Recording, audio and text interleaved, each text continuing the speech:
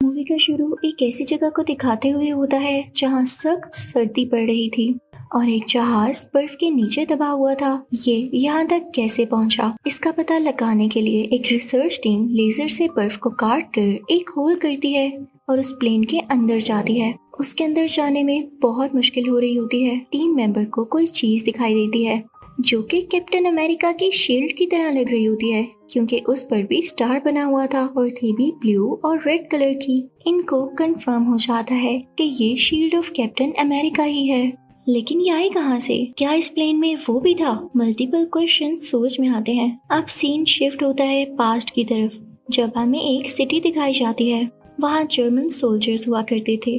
वो अपने लीडर के कहने पर एक एंशिएंट और मिस्टीरियस चीज को ढूंढ रहे होते हैं। जब कोई भी उसको ढूंढ नहीं पाता तो आर्मी लीडर खुद ही एक प्रीस्ट से मिलने जाता है। वहाँ उसको एक फेक कॉस्मिक क्यूब मिलता है, जिसे उठाते हुए वो जान लेता है कि ये तो असली नहीं है। वो प्रीस्ट से पूछता है वो चीज कहाँ है जिसकी मुझे तलाश है। तो प्रीस्ट जब कोई उसे जवाब नहीं देता तो लीडर वो फेक क्यूब तोड़ देता है और उससे दोबारा पूछता है मुझे बताओ वो कहाँ है। प्रीस्ट उससे कहता है नहीं, वो तुम्हारे लिए नहीं है, क्योंकि तुम एक गॉड नहीं हो। उस चीज को सिर्फ गॉड ही हासिल कर सकता है, क्योंकि उसी में इतनी ज्यादा पावर बर्दाश्त करने की एनर्जी होती है। जब प्रीस्ट उसे कुछ नहीं बताता तो वो खुद ही अपनी नजर इधर उधर दौड़ाने लगता है। उसे एक दीवार कुछ अजीब सी लगती है जिसमें एक बटन लगा होता है। वो उसको प्रेस करता है तो उसमें से एक बॉक्स बाहर आता है। उसके अंदर रियल कॉस्मिक क्यूब होता है जिससे लाइट निकलने लगती है। अब यहाँ भी सीन चेंज हो जाता है। पिछले वाक्य को पूरा एक साल गुजर गया होता है। यहाँ हम बहुत सारे लड़कों को देखते हैं जो कि एक ही एज के होते हैं। वहाँ एक लड़का और भी होता है जिसका नाम होता है स्टीव। ये इस मूवी का मेन कैरेक्टर भी है। अब स्टीव का ख्वाब ये था कि वो आर्मी में जाए, लेकिन कुछ डिजीजेस की वजह से उसको सिलेक्ट नहीं किया जाता। अब स्टीव एक ऑफिसर से मिलता है जिसका नाम बकी बार्न्स होता है। स्टीव उसे बताता है कि मैं आर्मी में जाना चाहता था, पर कभी ऐसा नहीं हुआ कि मैं सिलेक्ट हो जाऊं। बार बार मुझे रिजेक्ट कर दिया जाता था। तो बार्न्स उसे बताता है कि आज रात मैं तुम्हें एक ऐसी चीज दिखाऊंगा जिसे देखकर तुम खुश हो जाओगे। एक ऐसा फेस्टिवल जिसमें तुम्हें फ्यूचर की हर चीज देखने को मिलती है। अब वो लोग रात को वहाँ जाते हैं और एंजॉय भी करते हैं। वहीं पर उनको एक मिस्टीरियस आदमी दिखता है, लेकिन वो लोग अपना फन कंटिन्यू रखते हैं। यहाँ एक आर्मी ग्रुप के पिक्चर में खुद को देखते हुए स्टीव बार्न्स से फिर से कहता है क्या कभी मैं आर्मी में जा सकूंगा? मेरे अंदर अपनी कंट्री के लिए लड़ने के लिए बहुत ज्यादा पैशन है और मुझे यकीन है इतना पैशन किसी में भी नहीं। तो बार्न्स उससे कहता है तुम बीमार हो स्टीव। अब इनकी ये बातें वहाँ एक ग्लासेस वाला डॉक्टर भी सुन लेता है। खैर उसी वक्त स्टीव को पता चलता है कि फ्यूचर के लिए आर्मी सिलेक्शन हो रही है। वो फौरन से जाकर फॉर्म जमा कराता है, लेकिन वहाँ पर जो आदमी होता है उसे रिजेक्ट कर देता है कि तुम्हारे फॉर्म से पता चला है कि तुम बार बार रिजेक्ट हुए हो, तो जरूर कोई ना कोई वजह होगी ना।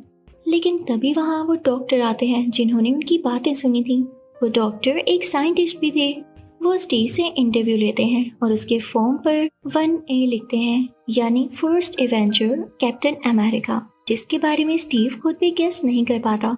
अब सीन शिफ्ट होता है एक आर्मी यूनिट पर, जहाँ के कमांडर्स को दिखाया जाता है, एक मेल कमांडर और एक लड़की पैगी कार्टर को। वहाँ के कमांडर साइंटिस्ट से पूछते हैं कि आप जानते हैं आर्मी को बहुत सारे ऑपरेशंस और टास्क दिए जाते हैं, मैं कैसे मान लूं कि स्टीव बेटर ऑप्शन है? तो साइंटिस्ट यानी वही डॉक्टर वहाँ एक बॉम्ब फेंकते हैं, जिसको देख के सब लोग अपनी जान बचाने के लिए भागने लगते हैं, जबकि स्टीव उसी बॉम्ब के ऊपर आकर लेट जाता है ताकि वो अपनी जान दे दे और बाकी लोगों को कुछ भी ना हो।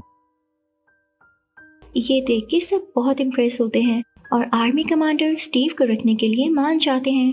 अब दूसरी तरफ हम एक आदमी रेड स्कल को देखते हैं। वो अपने साइंटिस्ट के साथ मिलकर कॉस्मिक क्यूब की पावर्स को जान रहा होता है और उसको यूज करके ऐसी एनर्जी निकालने की कोशिश करता है जो किसी भी प्लेन को 5-6 दिन तक उड़ा सके, यानी उसके लिए किसी फ्यूल की जरूरत न पड़े और हर वॉर में भी उन्हें एनर्जी दे सके ताकि वो जीत जाएं। आखिरकार कई दिन की मेहनत के बाद रेड स्कल का साइंटिस्ट वो मशीन बना ही लेता है जो कॉस्मिक क्यूब से एनर्जी लेगा और उनके टैंक्स में ट्रांसफर करेगा। उधर आर्मी यूनिट से पैगी कार्टर स्टीव को उसकी अपनी सिटी लेकर आती हैं, यानी जहाँ से स्टीव आया था। क्योंकि यहाँ पर ग्लासेस वाले डॉक्टर की एक बहुत ही आला मशीन थी जो कि किसी भी इंसान की ताकत को बढ़ा सकती थी और ये आर्मी पर्पस के लिए ही बनाई गई थी।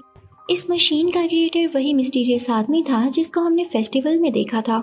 जब इसमें यूज होने वाला लिक्विड डॉक्टर यानी उसी साइंटिस्ट ने बनाया तो उनका भी नाम इसके क्रिएटर्स में आ गया और इसकी मेंटेनेंस का भी वही ख्याल रखा करते थे। अब इसी मशीन में भेजने के लिए स्टीव को यहाँ पर लाया गया था। अब स्टीव को इस मशीन में भेजा जाता है और उसे ऑन करके उसके मीटर्स को हाई लेवल पर सेट किया जाता है। मशीन हिलने लगती है और उससे बहुत सी लाइट बाहर आने लगती है। अंदर से स्टीव चिल्ला रहा होता है जैसे वो इतनी एनर्जी को बर्दाश्त न कर पा रहा हो, जबकि अभी मशीन सिर्फ और सिर्फ 70% लेवल पर सेट थी। मशीन में से स्पार्क्स निकलने लगते हैं और स्टीव की चीखें और ज्यादा बढ़ जाती हैं। उस मशीन को रोकने का फैसला लिया जाता है, लेकिन स्टीव बोलता है कि नहीं, मेरे में हिम्मत है, मैं इसको बर्दाश्त करूंगा, बल्कि इसको 100% तक बढ़ा दो। अब मशीन का लेवल 100% तक कर दिया जाता है और अब जब मशीन खुलती है तो सब स्टीव को देख के हैरान रह जाते हैं क्योंकि उसकी बॉडी बनी होती है और वो बहुत कमाल का स्ट्रॉन्ग लग रहा होता है। तभी वहाँ पर एक स्पाई आता है और डॉक्टर को गोली मार के वो सीरम ले जाता है जिससे स्टीव भी स्ट्रॉन्ग हुआ था, यानी वही फ्लूइड जो उस मशीन में यूज होता है। डॉक्टर काफी जख्मी हो जाते हैं। स्टीव उनके पास आता है और कहता है कि मैं आपको कुछ नहीं होने दूंगा और मैं इस सीरम को भी वापस लाऊंगा। अब स्टीव उस जासूस यानी स्पाई के पीछे भागने लगता है, लेकिन वो स्पाई एक गाड़ी में जा रहा होता है और काफी ज्यादा स्पीड से। स्टीव जो कि अब फाइनली कैप्टन अमेरिका बन चुका था, उसका तेजी से पीछा करने लगता है। वो स्पाई अगर अपनी गाड़ी को डिफरेंट गलियों में से निकाल कर लेकर जा रहा था तो कैप्टन अमेरिका भी कुछ कम नहीं था। कैप्टन अमेरिका भी जंप्स लगाते हुए उसके पीछे जाता है, लेकिन अब वो स्पाई पानी में चला जाता है और अपनी वाटरशिप में वहाँ से भागने लगता है, लेकिन कैप्टन अमेरिका उसे पकड़ ही लेता है। लेकिन तब तक उसने जहर ले लिया था जिसकी वजह से वो बच नहीं पाता। स्टीव जब वापस जाता है तो उसे पता चलता है कि डॉक्टर की डेथ हो चुकी है और क्योंकि फ्लूइड जाने की वजह से आर्मी और सुपर सोल्जर्स को नहीं बना सकती, तो वो ये फैसला लेते हैं कि स्टीव ही अब कैप्टन अमेरिका होगा और सब सोल्जर्स को लीड करेगा, क्योंकि यही एक था जो कि सब सोल्जर्स से ज्यादा स्ट्रॉन्ग था। अब एक दिन एक मीटिंग में कैप्टन अमेरिका को ये पता चलता है कि उसका दोस्त यानी वही ऑफिसर बकी बार्न्स रेड स्कल के कब्जे में है, क्योंकि उसने रेड स्कल और उसकी टीम के खिलाफ एक कैंपेन चलाई थी जिसमें वो खुद ही बेचारा पकड़ा गया। कैप्टन अमेरिका तैयारियां करने लगता है कि वो अपने दोस्त बकी बार्न्स और उसके साथियों को बचाने जाएगा। जैसे ही वो उस जगह पर एंटर होता है तो वहाँ पर फायरिंग शुरू हो जाती है, लेकिन जैसे तैसे करके कैप्टन अमेरिका वहाँ जाने के लिए मैनेज कर ही लेता है। अंदर जाकर देखता है कि बकी बार्न्स एक स्ट्रेचर के साथ बंधा हुआ है। वो काफी घबराया हुआ होता है और शायद होश में भी नहीं होता, लेकिन जैसे ही कैप्टन अमेरिका वहाँ जाकर उसे आजाद करवाता है यानी उसे फ्री करता है, तो बार्न्स को कैप्टन अमेरिका देख के उसकी जान में जान आती है।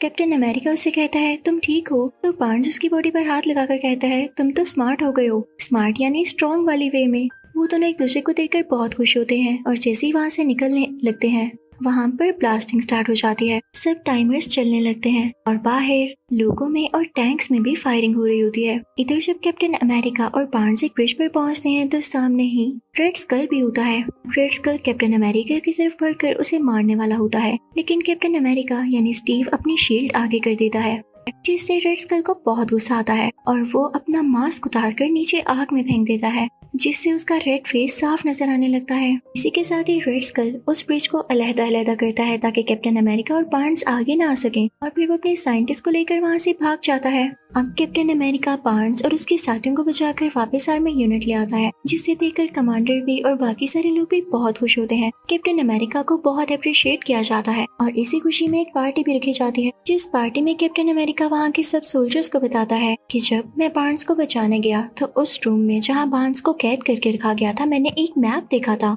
जिस पर रेड स्कल ने कुछ कंट्रीज के फ्लैग्स बनाए हुए थे और इसका यही मतलब है कि वो हमारे बाद इन कंट्रीज पर अटैक करेगा, तो हमें इसके लिए ध्यान से रहना होगा और क्यों ना हम उन कंट्रीज को बचाएं। इससे हमारी इज्जत बढ़ेगी और लोग हम पर ट्रस्ट करने लगेंगे। इससे बड़ी बात क्या होगी। अब कैप्टन अमेरिका के साथ ही तैयार हो जाते हैं और अपने हथियार भी रेडी करने लगते हैं। वहाँ पर कैप्टन अमेरिका को एक नई शील्ड दी जाती है। अब कैप्टन अमेरिका अपने साथियों को लेकर एक ट्रेन की तरफ पहुँचता है जिसमें उस रेड स्कल का साइंटिस्ट था। वो लोग उसे पकड़ने ही यहाँ पर आए थे। कैप्टन अमेरिका अपनी सारी टीम को उस ट्रेन के अंदर भेज देता है और कुछ उस ट्रेन के ऊपर ही होते हैं। और यहीं पर ही जब एक रस्सी की मदद से बार्न्स भी उस ट्रेन पर चढ़ रहा होता है तो ट्रेन एक खतरनाक जगह से गुजरती है और बार्न्स नीचे गिर जाता है। अब रेड स्कल का साइंटिस्ट इनके कब्जे में होता है। कमांडर जब उसे क्वेश्चनिंग करने लगता है तो इनको ये पता चलता है कि वाकई रेड स्कल ने उन कंट्रीज पर अटैक करने के लिए बहुत सारी प्लानिंग कर रखी है जिसका डाटा उनकी बेस पर है। तो कैप्टन अमेरिका देर ना करते हुए अपने साथियों से कहता है कि हम वहाँ पर बाइक्स पर जाएंगे और वो जंगलों से होता हुआ सुनसान इलाकों से होता हुआ बाइक्स पर बड़े मजे से उनकी बेस पर जाने लगता है। अब बहुत एफर्ट के बाद कैप्टन अमेरिका और उसके साथी उस बेस तक पहुँच जाते हैं जहाँ पर रेड स्कल को इनके आने की खबर पहले से हो चुकी थी। उसने अपना प्लेन रेडी कर लिया होता है और वहाँ से निकलने वाला होता है, लेकिन कैप्टन अमेरिका उसको ऐसे कैसे जाने दे सकता था। तो वो भी एक गाड़ी लेता है और अपने साथियों के साथ उसका पीछा शुरू कर देता है। उस कार में वो कमांडर और पैगी कार्टर भी होते हैं। कैप्टन अमेरिका इतनी तेज गाड़ी चलाता है कि उस प्लेन तक पहुंच ही जाता है। कैप्टन अमेरिका चुपके से उसके प्लेन के अंदर जाता है और उसे ढूंढने लगता है, लेकिन तभी रेड स्कल पीछे से आकर उस पर वार करता है। उसके हाथ में एक लेजर गन होती है जिससे वो उसे शूट करने लगता है, लेकिन कैप्टन अमेरिका इस चीज को लेकर बहुत अटेंटिव था तो वो अपनी शील्ड से उस लेजर के वार को रोकता रहता है। अभी रेड स्कल आगे आता है और उसे टांगों से पकड़कर नीचे गिराता है। कैप्टन अमेरिका भी ऐसे ही करता है। वो एक दूसरे को कमर और टांगों से पकड़ कर गिरा रहे होते हैं। रेड स्कल भी कुछ कम नहीं था और वो भी आगे से बराबर वार कर रहा था। तो कैप्टन अमेरिका उसे उठाकर उसकी मशीनरी पर फेंकता है जिससे जहाज का सारा सिस्टम खराब होने लगता है और वो नीचे की तरफ जाने लगता है। अब रेड स्कल कैप्टन अमेरिका को धकेलते हुए यानी उसे पुश करते हुए रेंगता हुआ कंट्रोलिंग सिस्टम तक जाता है और वहाँ की सेटिंग करके जहाज को फिर से ठीक उड़ाने लगता है।